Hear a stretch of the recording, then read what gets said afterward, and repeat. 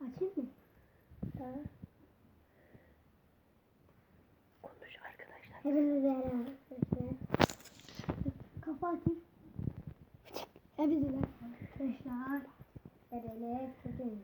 Evet, bu yumurtadan ne çıkacak bilmiyoruz ama açtım. Oo, güzel bir şey çıktı. Ne çıkmış bakıyoruz. Oo, yeni bir pasta çıkmış. O zaman bunu da. Anne sen yap anne. Videoyu ben göstereyim. Evet çocuklar. Şimdi güzel pastamızı yapıyoruz. Gördüğünüz gibi bunu açtık. Bunu birleştiriyoruz. Evet. Sonra pastamızı nasıl şekillendireceğiz ona bakıyoruz.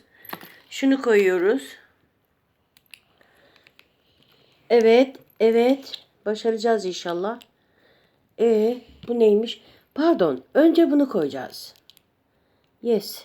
Sonra bunu koyuyoruz. Ve pastamızı bu şekilde yapıyoruz. Mutlu olun çocuklar. Kinder sürprizli. Sürpriz.